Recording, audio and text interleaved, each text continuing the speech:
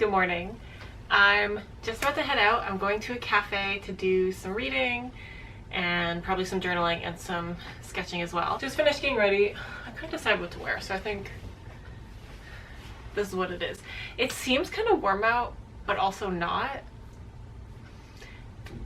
I don't want to change, so this is what we're gonna go with. Also gonna go check out this pen store that's nearby to where I'm going. I really like to write with a fountain pen in my journal, and I have a really cheap one I bought a couple years ago that I bought just to kind of try out and see if I liked writing with it, and I love it.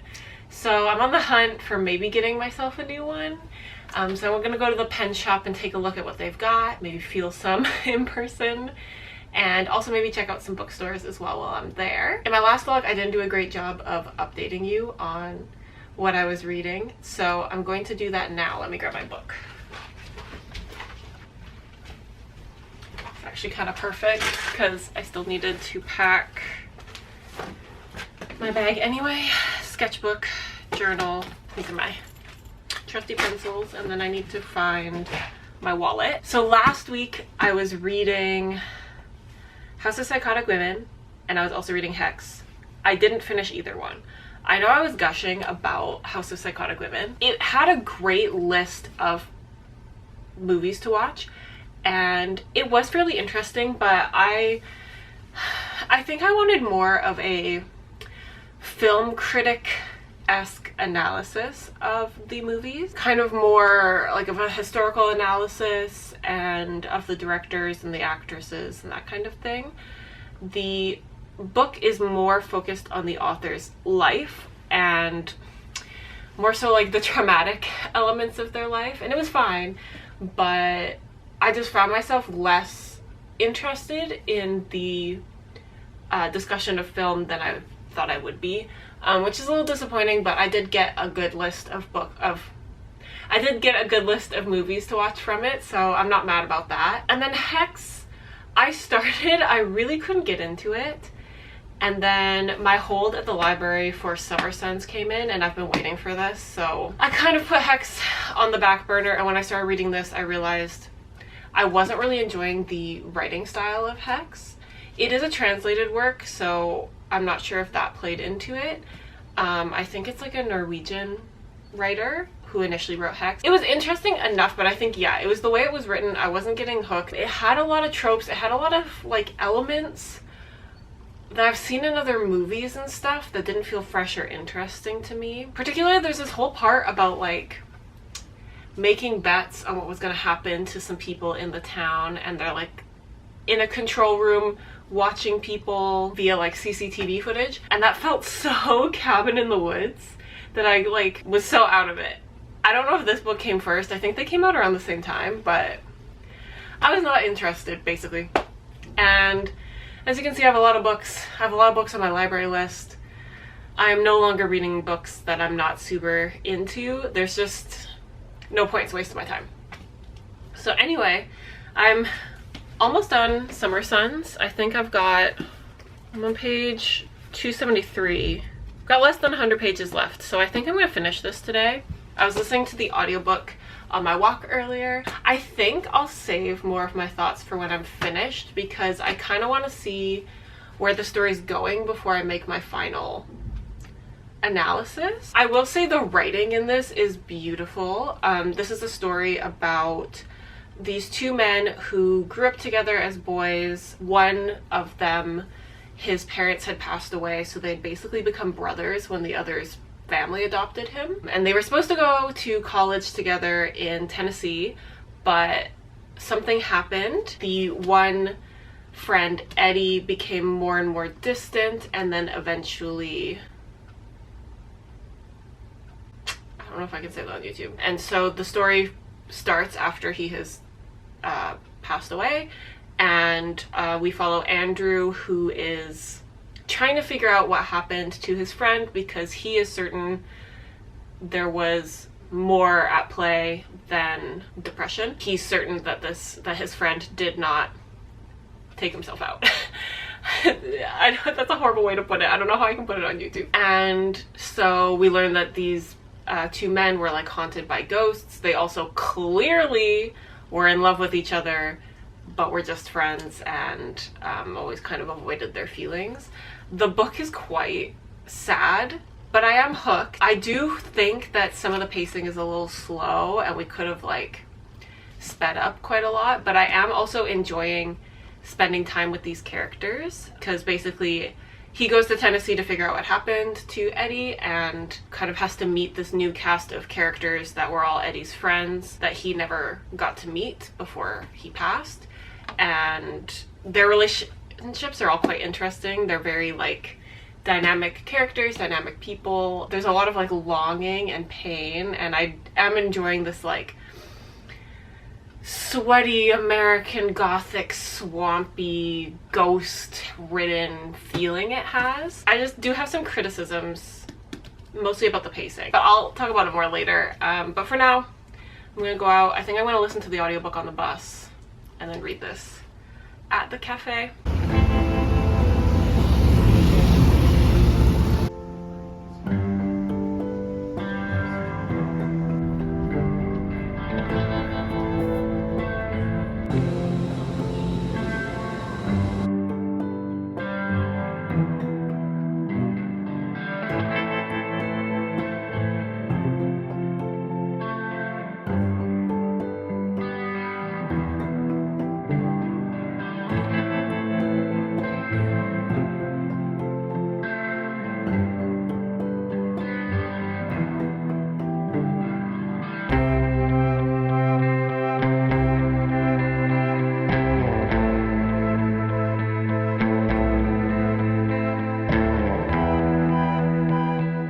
Hello.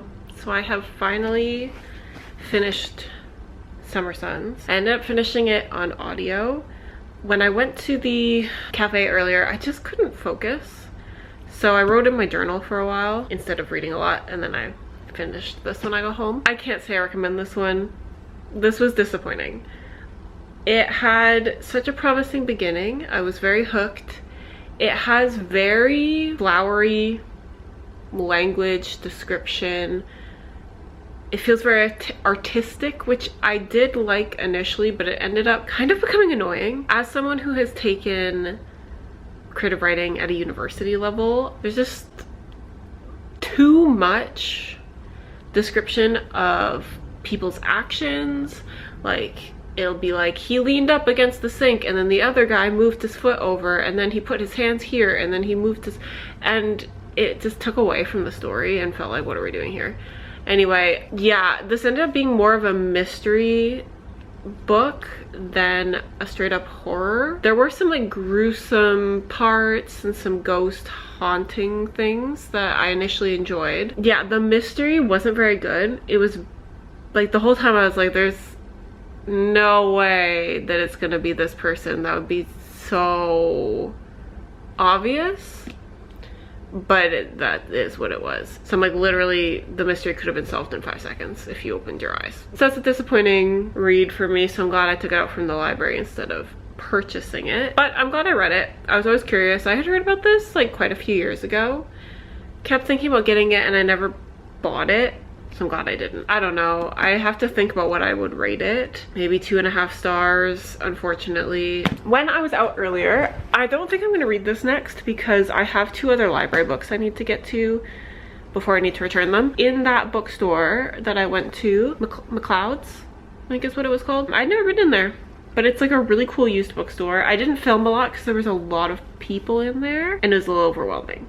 And it was like really tight quarters and hard to get by people. They had a lot of good books, but I restrained myself. But I have been looking for a copy of White Sargasso Sea. So they had this really cool penguin edition. It was $8 because, I mean, it looks like a brand new book. I don't really know what this is about, but this author, Jean Reese, wrote this inspired by Jane Eyre. And Jane Eyre is one of my favorite books of all time. So I'm really curious to read this like fan fiction.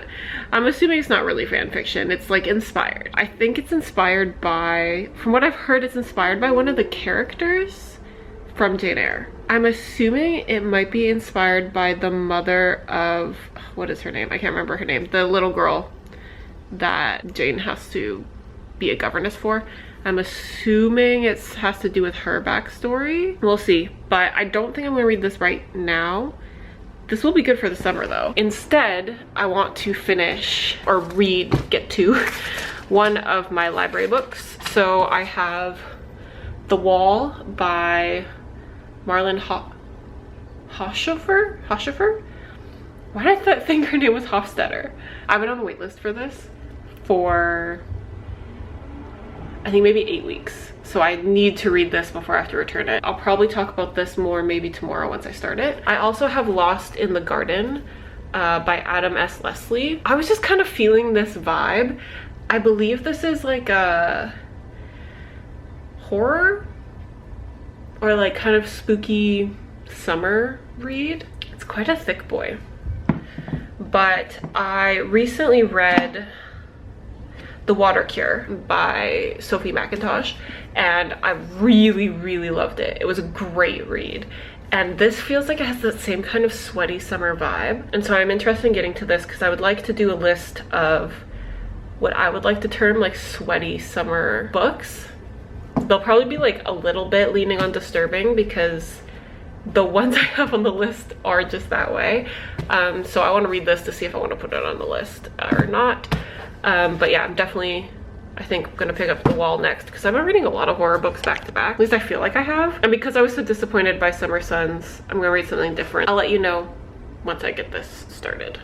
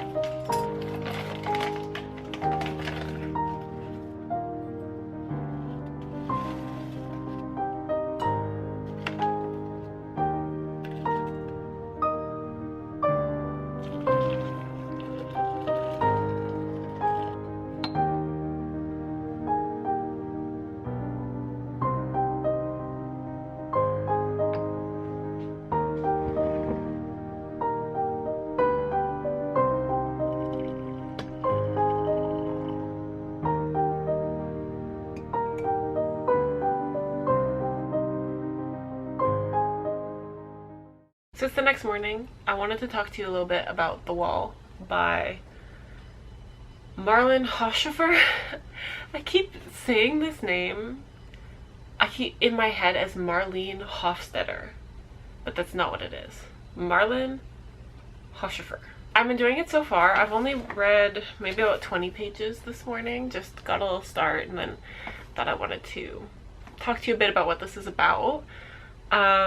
So a woman is vacationing in like the Austrian mountains at this hunting lodge with this married couple who are her friends. Her age is not clear. They say she's middle-aged. I'm assuming she's around 50 because she has daughters that have grown up that are almost adults, and she has lost her husband. What happens is one night the couple she's staying with goes into the village, and when she wakes up in the morning they're not back.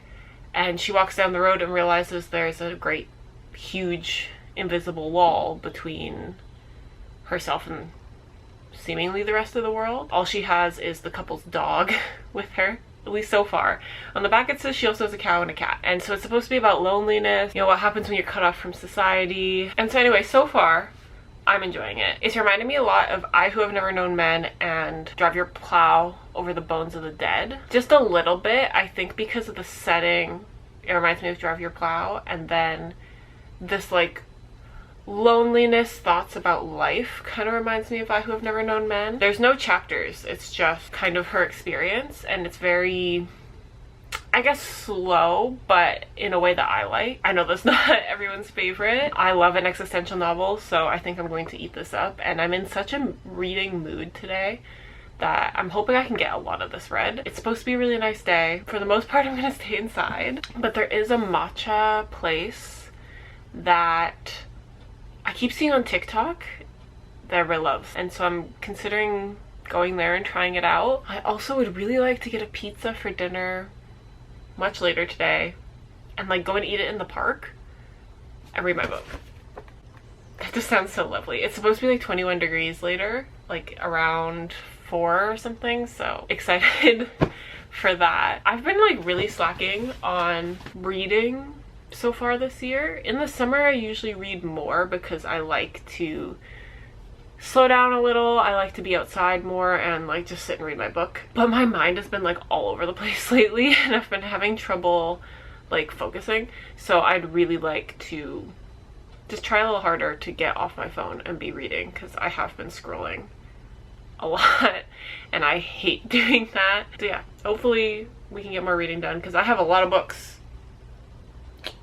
More on the shelf, more of my classics that I really want to get to this year. I'm trying to read all the books on my bookshelf before I buy new books, which is funny because I bought a book yesterday. But I'm really trying not to buy new books. Instead, I'm buying used ones or taking books out at the library. Otherwise, I'm trying to finish all of these. I've got a list of maybe 40 books on these shelves that I would like to get to. So I don't think I'll finish them all this year, but if I could read more, that would be great. Because also I'm just so interested in reading everything and it's stressing me out, which is so silly. But I want to read a lot of books and the new books keep coming out and I want to read those too. And I'm so far behind on everything I want to read. So we're gonna get some good reading in today for sure.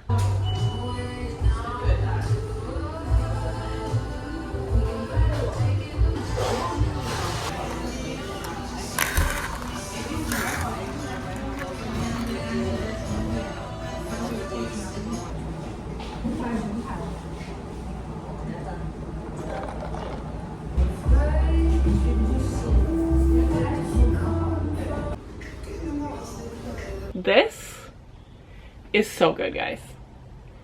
I'm loving it. I think some people will find this boring because it's a lot of like just someone's kind of train of thought, but there is a lot of interesting stuff in here to me. And also the cafe, they give you these like, I don't know if I mentioned that they give you tarot cards. I don't know if it's really like a tarot card, but it's kind of that vibe. How cute. I'm assuming you only get these if you get this like the fancy matchas or lattes. They apparently have like a seasonal raspberry. It's called like a raspberry Danish matcha or something. That's what I wanted, but unfortunately she told me it has like a cream cheese layer and she said that they didn't have any more for the day and she was gonna have to make some more and it was gonna take like 2 hours. So I got this one, the osmanthus matcha. I will say I don't really think it tasted that different from a regular matcha, but the whatever matcha powder they're using was fantastic. Yeah, this was really cute and it was a really nice cafe and it was really nice to sit there because it was really quiet. I think maybe because it's new, it was very comfy, nice vibes. Anyway, I'm on page 50 of my book, so I didn't read as much as I wanted to, but I often find when I'm reading at a cafe I get a little bit distracted by people coming in and the music and the conversations, and sometimes I just want to sit there. Like, I really enjoy sitting in silence and just with my thoughts because I am a thought daughter to my core. So sometimes I kind of do that when I'm at a cafe, but I did have a nice time. There's just some beautiful things in here. I wish I could underline, but unfortunately this is a library book. But there is a whole part that I loved about how her name doesn't matter anymore because, as I mentioned, there's no people. She's stuck behind the wall. She now has the cat and the cow and the dog. And she decides to name the cow Bella. And she wonders about what the cow's name would have been before, because she just happens upon this cow that was stuck on the side of the wall that might have wandered away from its pasture. But yeah, she talks a lot about her own name because this is supposed to be sort of like a diary, and she writes that she realizes she hasn't written her name down, but that actually there's no point and it doesn't matter and she's not going to, because no one's going to call her name ever again anyway, which is such a sad and interesting concept. Beyond that, she talks about like how she's afraid she will like lose her mind. And so even though there is no need to, she still bathes and brushes her teeth and does her laundry and cleans her house regularly as she would have before, and then writes in her diary because she doesn't want to become inhuman or eventually become an animal thing. She talks about how one day she will probably start to crawl around and make strange noises and stop speaking, because at the moment she speaks to the animals out loud. And so she has this like fear, but like also this sort of acceptance that one day that might happen to her, because she says that that's happened to humans before her, that people have lost their minds, so why wouldn't it happen to her? Why would she be special? It's so harrowing, but also there's something comforting about it, and the fact that she accepts that this is what might happen, and that there's no point in like worrying about it now because that's something that's going to happen in the future, and for now all she needs to think about is what she's writing and what she's doing day to day to keep her and her animals alive. And it gives her, I guess, purpose to keep her animals alive and figure out how to make their lives comfortable and better, because she really cares about them. And it seems like she's more interested in the animals' comfort than her own. It's an interesting rumination on what actually becomes important when there are no other people and your world becomes so small and centered on yourself and centered on survival. Just one more quick thing I wanted to mention was when she finds the cow, she initially just has the dog, and then she finds the cow and realizes that this is both a blessing and a burden, because now she'll have milk and she has something to take care of, a project to have.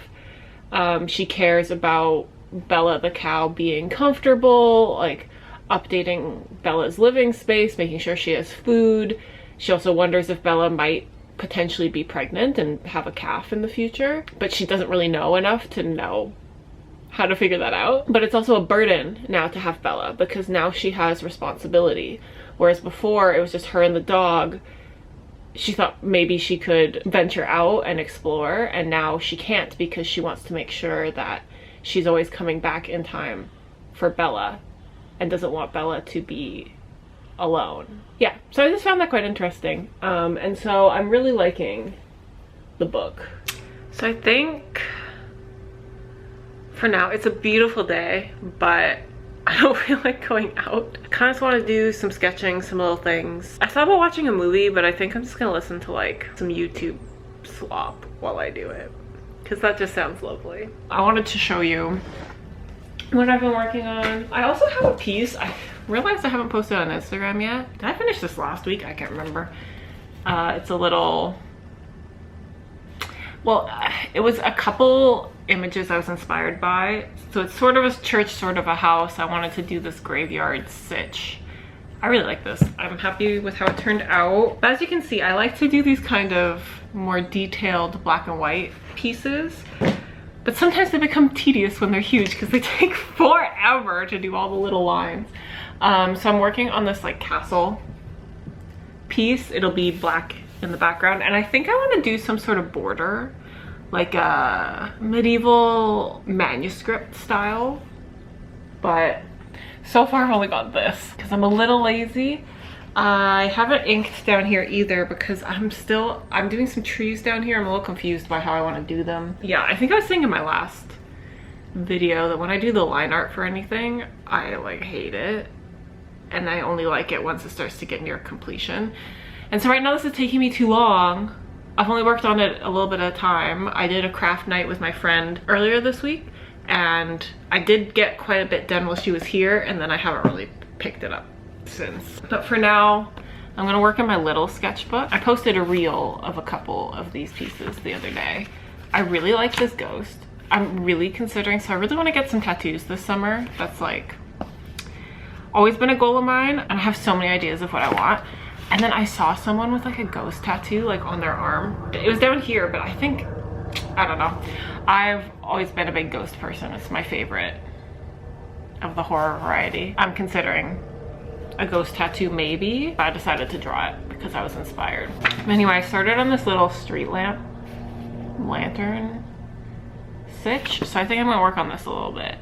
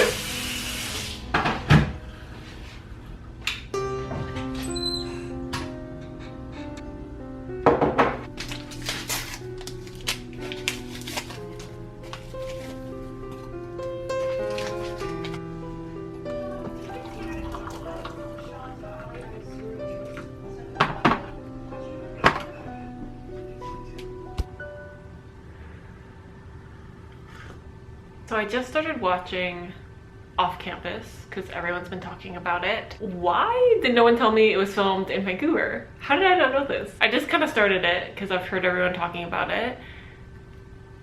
And there they are on my university campus. So that was interesting. I was like, oh, that's the library and the Chan Center and everything, which is cool. The show is okay. We'll see if I get into it. I don't like the singing. That's a little weird. And I don't like sports very much, even though I'm married to an athlete. I just don't like sports. Anyway, I did read, I think it's called The Deal, like ages ago, or I tried to. I feel like I DNF'd it because yeah, I know the Off Campus series is so popular with like romance fans, and I remember I gave it a try once and I just couldn't get through it. I thought it was really cheesy. I thought that the lines were cheesy. I didn't like the main characters whatsoever. Like, I didn't like her, I didn't like him, I didn't get it, I didn't care. So it's funny that I'm gonna now watch the show, but maybe I'll like that better, I don't know. Yeah, I just wanted to give that little tidbit. Everybody's watching it, so I thought I'd give it a go. I made my cup of tea, and that's pretty much me for this evening.